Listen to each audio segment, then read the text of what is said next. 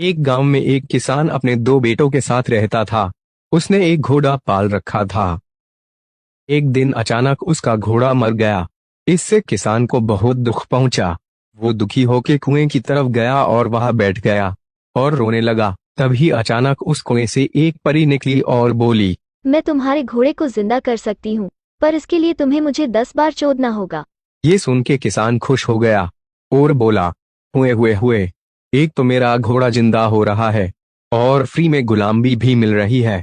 किसान ने परी को चोदना शुरू किया, पर वो सिर्फ उसे 5 बार ही चोद पाया। जैसे ही वो उसे छठी बार चोदने गया, थकान से उसकी मौत हो गई।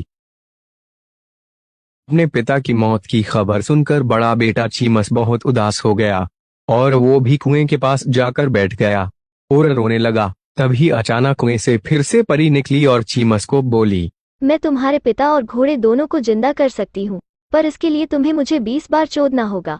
चीमस भी ये सुन के खुश हो गया और परी को चोदने लगा। लेकिन वो भी परी को बस 15 बार ही चोद पाया और उसकी भी थकान से मौत हो गई।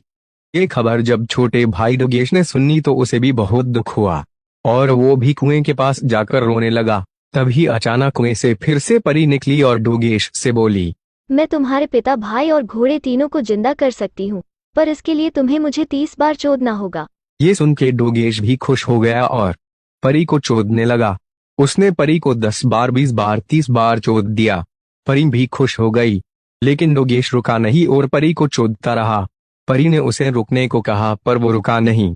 ऐसा करते करते उसने परी को 50 बार चोद दिया, जिससे परी मर गई और परी के वादे के मुताबिक डोगेश का बाप, भाई और घोड़ा जिंदा हो गए। फिर डोगेश के बाप ने उससे पूछा कि तुमने ये कैसे किया। डोगेश मुस्कुराते हुए बोला, जब घोड़ा मर सकता है तो परी क्या चीज है।